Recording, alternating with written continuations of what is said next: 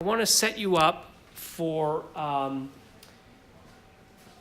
writing your story as well. So you have to write a story based on Maria Ressa, what she said at the thing, and background that you can gather. And as some of you already have, you've done some research on her. But we want to kind of focus in on some of the key things she said and make a story out of that. Now, you weren't asked to go talk to other people or get other voices. This is going to be a very simple story about Maria Ressa at this library event and what she said. So I wanted to talk just quickly about what is called a direct or summary lead.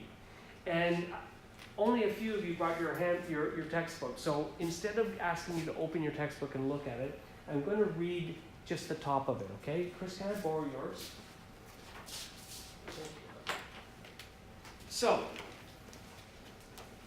this is what it says. This is on page 71, 72 for you people at home. The first paragraph, or two in a news story, is called the lead. We all know this. The lead, some journalists spell it L-E-D-E, some spell it L-E-A-D, and so you'll see me use both, is the most important part of a story and the most difficult part to write. And in fact, remember that. Sometimes it's easier to start to map out the rest of your story and go back and finish with the lead. But you want a good sense of what your lead is going to be, even if you haven't written it out to start. It's like the opening paragraphs of a short story or a novel. The lead of a news story is the part that attracts readers, and if it is well written, arouses their interest. It makes you go, I want to go to the next paragraph. It should tell readers the central point of the story and not hide the subject with unnecessary or misleading words and phrases. So every news story, what does it have to do? What questions does it have to answer? The whole story, if you look at any news story, has to answer 5 W's, 2 H's. 5 W's and the 2 H's, yes. The lead, however, is not the place, and I'm just reading it from here, to answer all of them. And we talked about this, I think, last week. We said you want to start answering some of the 5 W's and H's in your lead.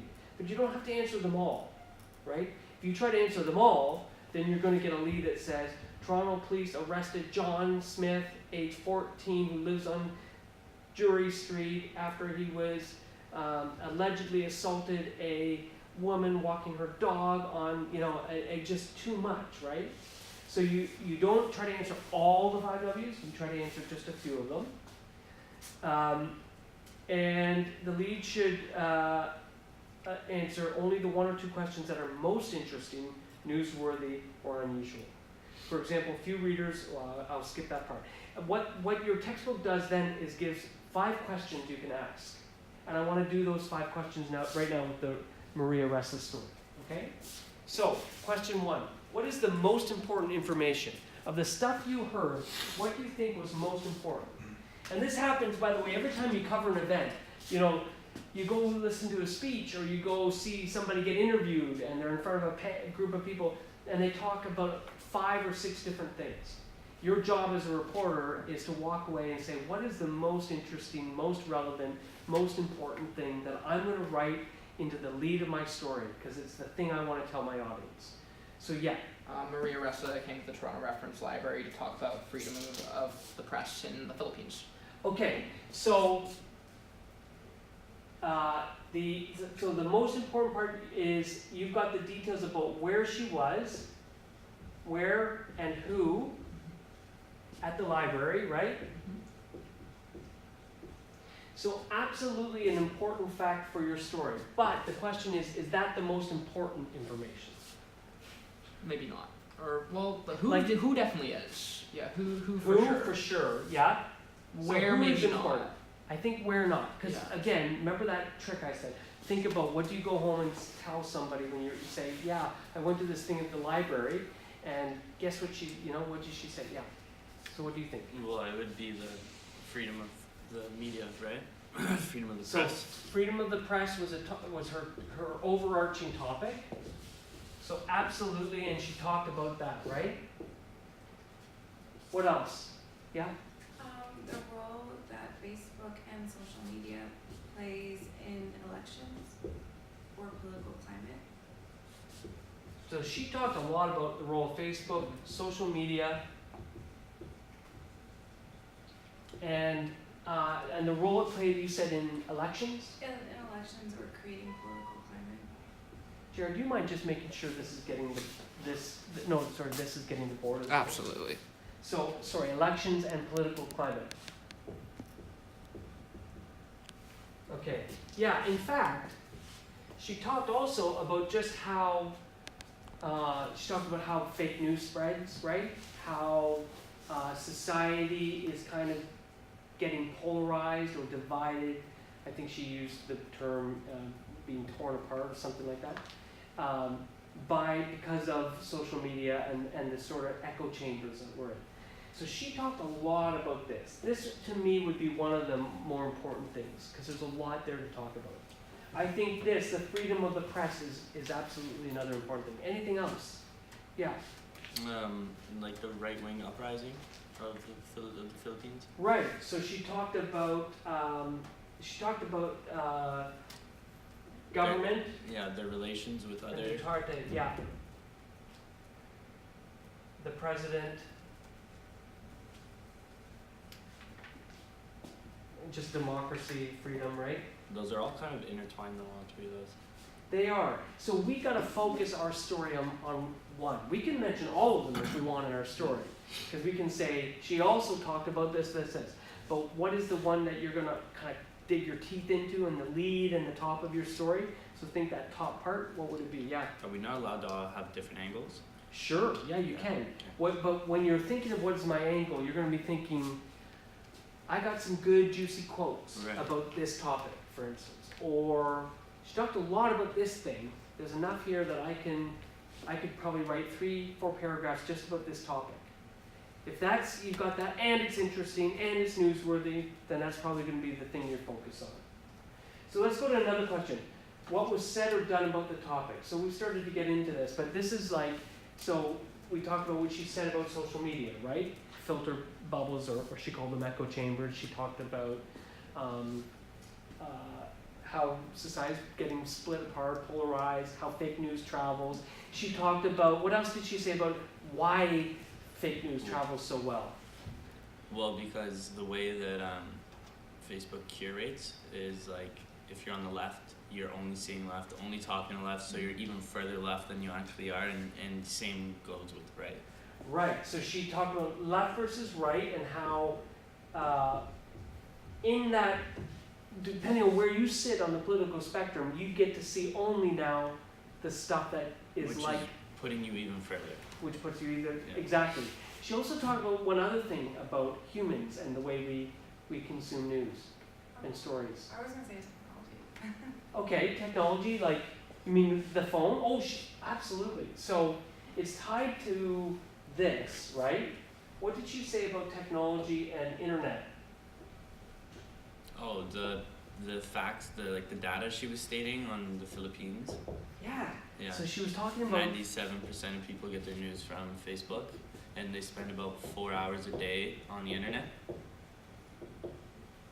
Which 4 hours a day. Yeah, and Canada only spends about half of that, she said. Well, Canadians. Excellent. Okay, so we've got something juicy here, because she also talked about Facebook.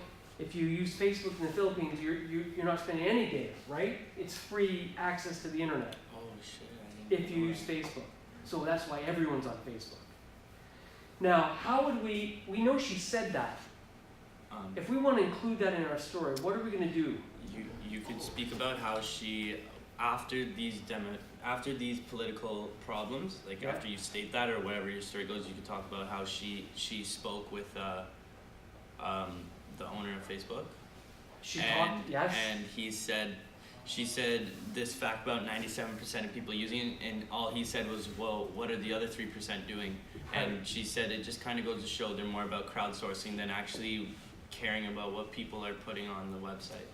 Right, that Like was they're good. kind of an ad agency more than anything. That's another great point. So now I want to just pause for a second. Let's say we're interested in reporting on this fact that 97% of Filipinos use Facebook for news, and they spend 4 hours a day on the internet.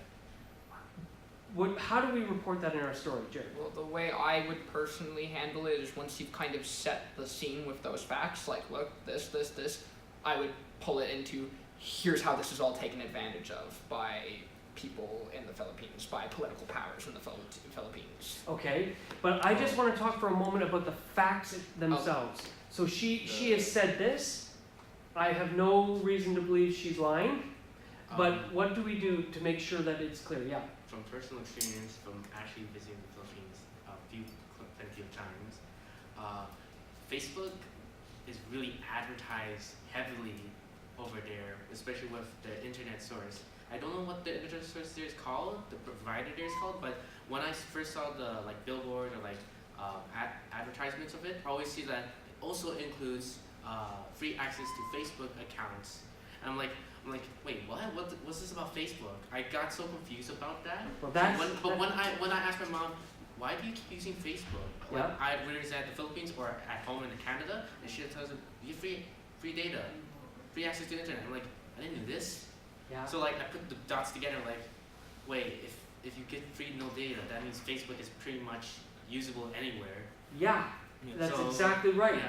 So okay, so just back to my question though. I want to just make sure. Yeah. About the facts. Well, okay, you'd obviously need to fact check them, right? Yeah. And give the source of where they're coming from. Yeah. But also what I would say is that the person who's taking care of social media and Facebook, I forget the lady's name, but she's now left that spot and is running for Congress, and she's tied to the Darte, what's his name? The president.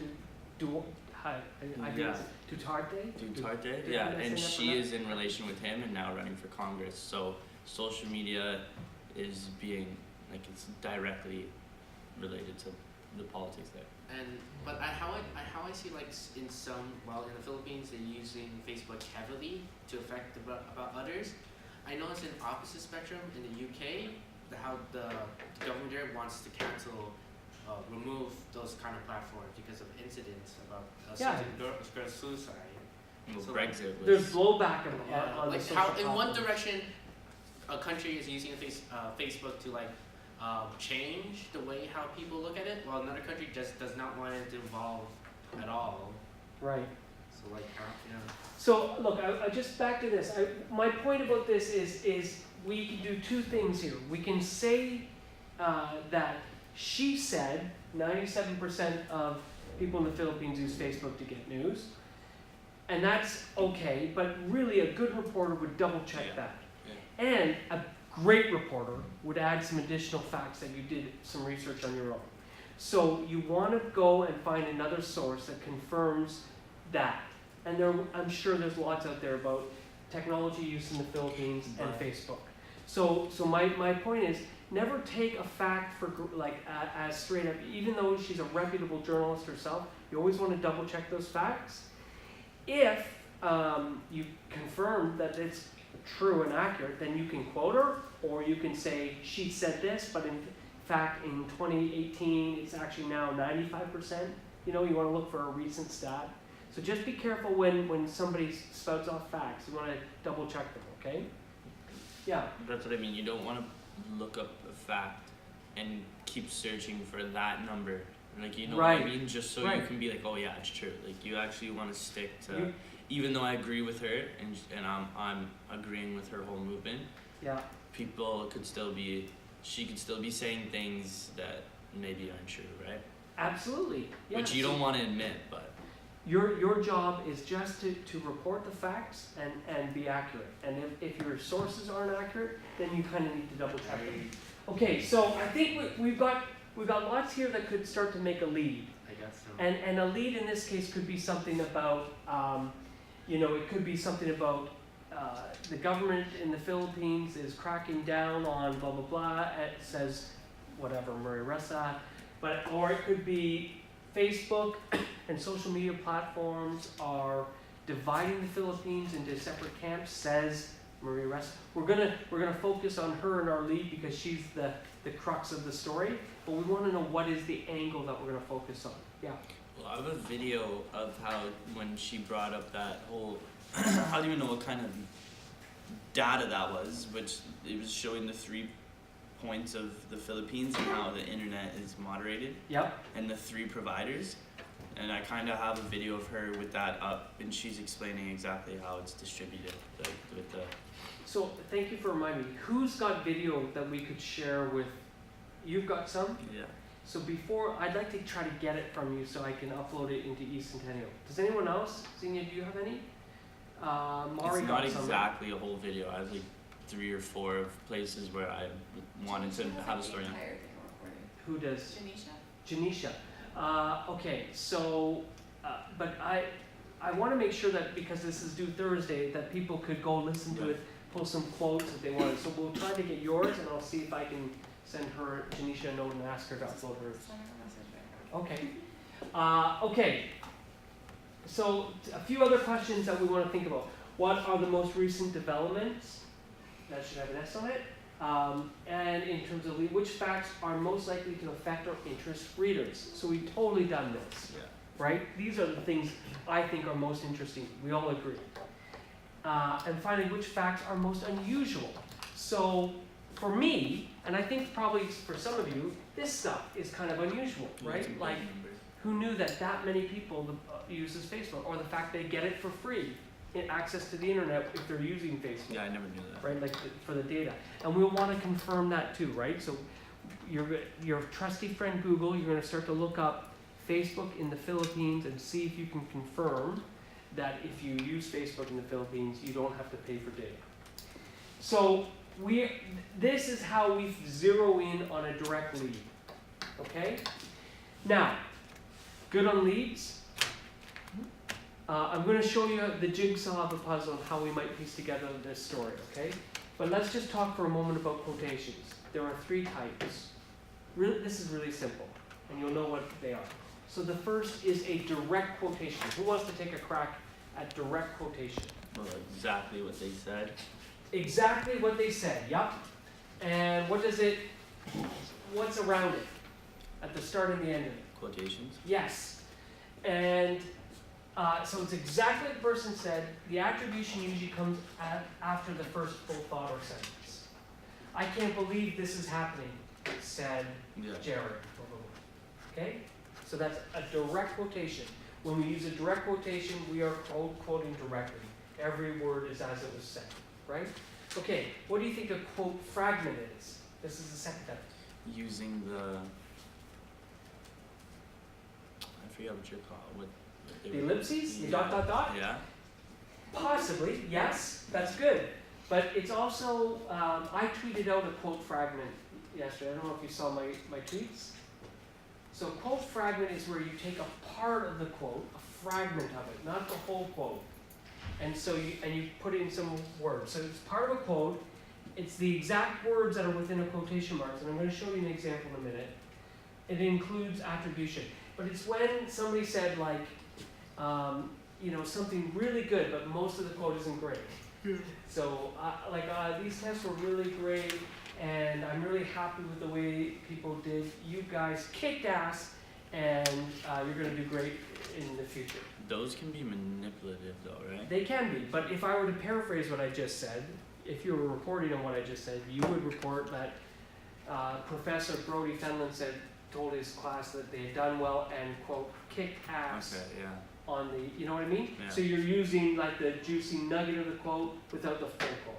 You're paraphrasing the rest. Okay, one more. Paraphrase. And everyone knows what a paraphrase is, right? No quotations. The basis of what you were saying. Yeah, it's basically no quotation marks. It's what that person said, but it's in the reporter's words. And it includes attribution. That's just like. You're smiling. Is it okay? Mm-hmm. What were you going to say? Nothing. Okay, I'm going to show you an example. So which one is this? That's paraphrase.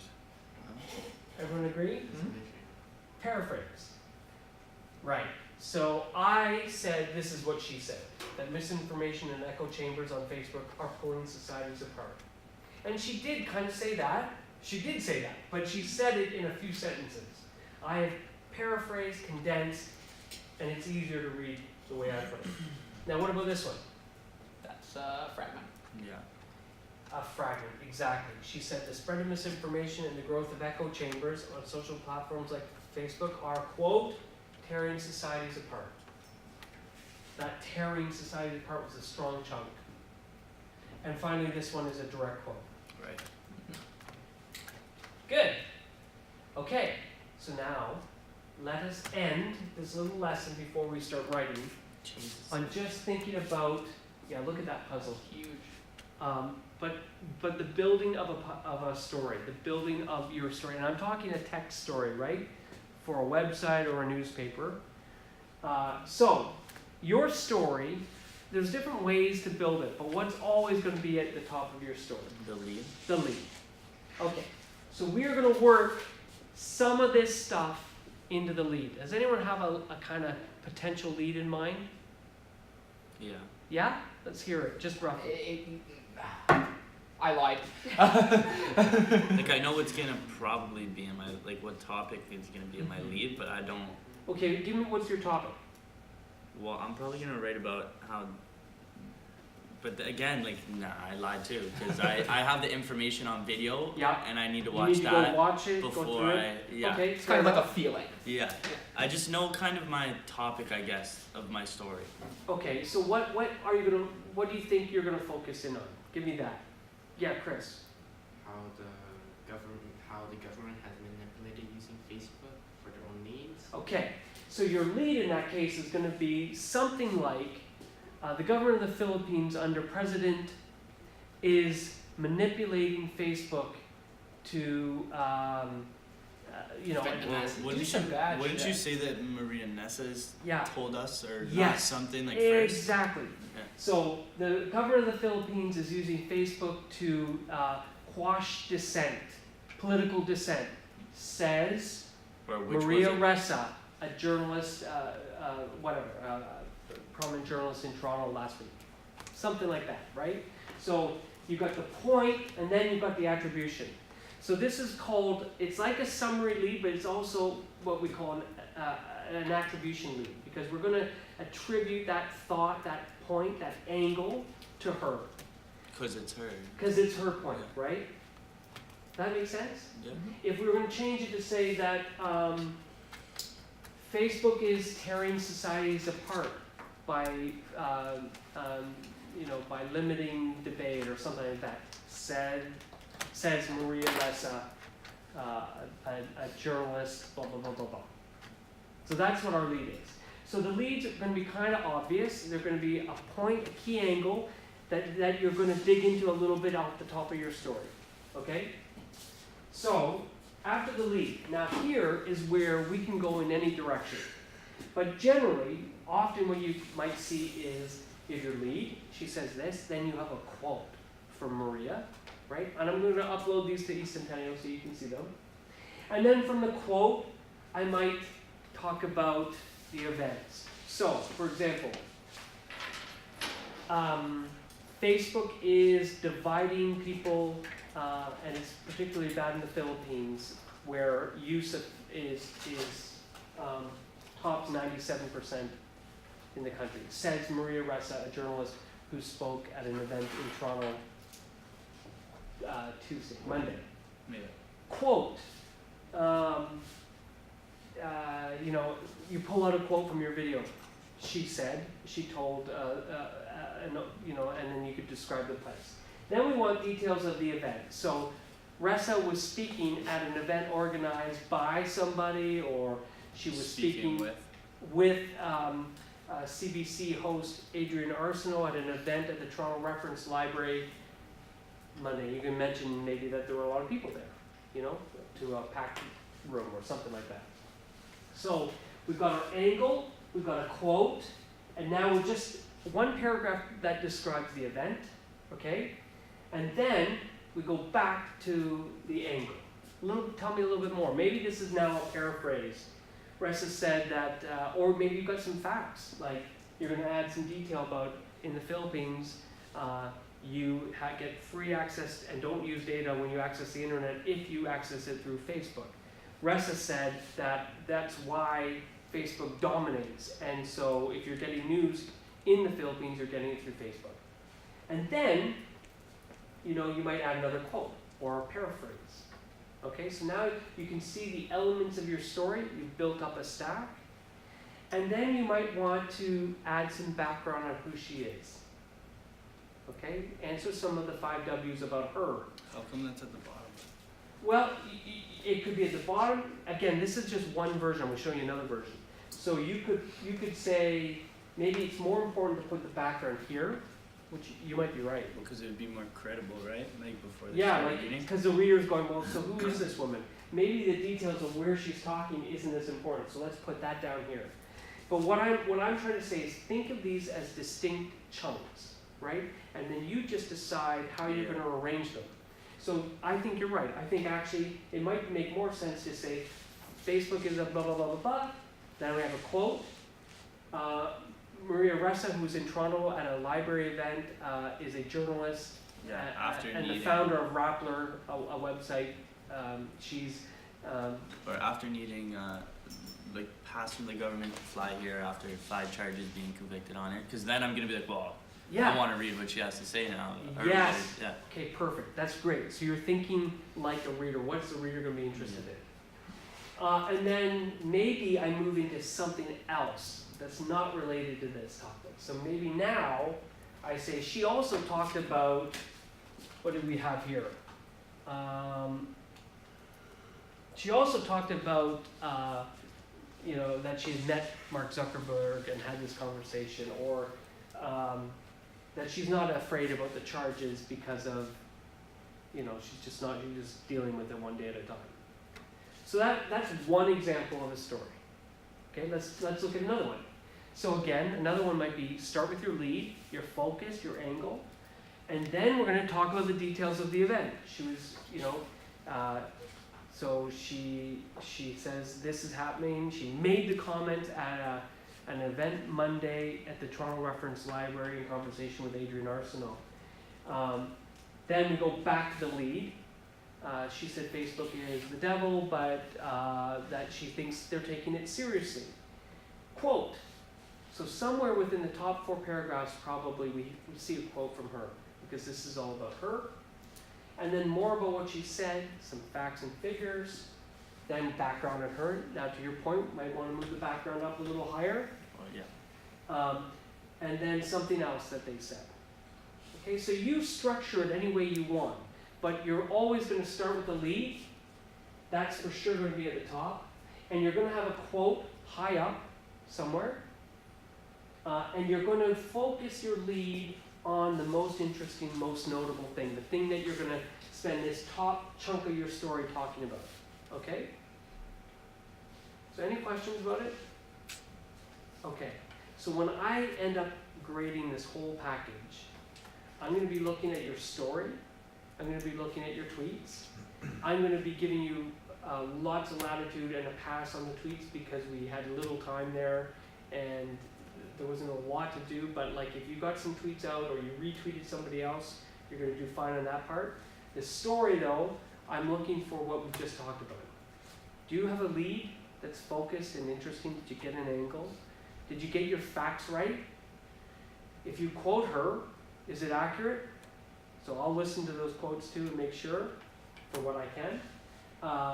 And have you got kind of a nice structure here? Okay? Now this is due Thursday at midnight. So we're going to use the rest of this class to start writing it, start piecing together the blocks. People write differently. Some people are able to right away write their lead and just work their way down. Some people have a hard time doing that. And if you're struggling and looking at a paper for a while, or you're just not typing anything, then think about, look, I'm gonna get the details of the event paragraph out of the way, because that's straightforward. Where was it? Toronto Reference Library. When was it? Monday. Who was there? Adrian Arsenault and a bunch of people from the public, right? So get that out of the way. And then find a really good quote. Get your quote. Find it. That's a straightforward, there you got another paragraph. And then, so work on chunks if that's easier, okay? So, clear this up. It's 450 to 500 words, but if you're at 400 words, I'm okay with that too. It shouldn't be too long and it shouldn't be too short. So 400 words. Thursday at midnight, and this is what I'm looking for. Overall quality, the lead and the angle, facts. So if you report something that's not true or accurate, that's a problem. That's where you will get hit. Again, spelling. So we're gonna get names spelled properly. And this is the first assignment where I'm looking at CP stuff. So use your books. Okay? Any questions? Can you do it? Yeah. You can do it, yeah. Here's the good news. We're gonna have a bunch of assignments kind of out of the way. Like if you think this is 15%, you got your pitches due on Friday, so that's worth a chunk of marks. Next week we have a CP style test, that's worth 10%. So already a bulk of the work and the stuff that's gonna get graded will be in your pocket and you'll know how you're doing on this course well before the halfway mark, right? So, I mean, it's a lot of work right now, but it's also good that we're getting some meaty stuff done so that you can focus in the last half of the semester on your features, which I really want you to kick butt on. Is everyone good on the features, by the way? You're coming up with a really cool event that you're or thing that you're going to tell me about. Okay. Is that due on Friday? The pitch is due on Friday. Can we talk about that too? Yes. So let's talk about the pitch. So, first of all, any questions? What do you have a question about it, Zinnia, that I can answer, or do you want me to just go over it? Like, could it be any event? Like, Yeah. like a music event, like Well, a concert? so we want it to be. We want it. I want you to be able to answer the question. Why are you telling me this now? What is newsy about this thing? So let me pull up the assignment package and we'll just walk through it. How about that? Yeah, sure.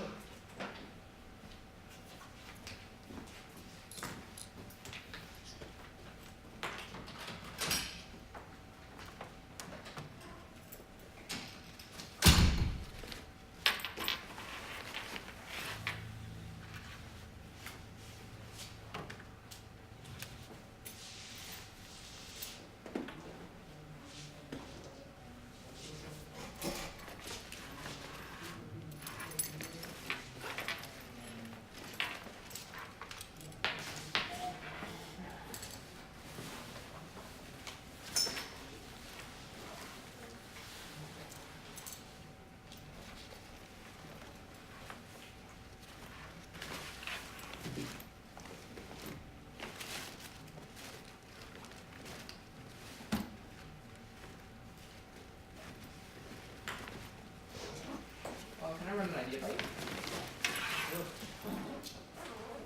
Just let me pause this because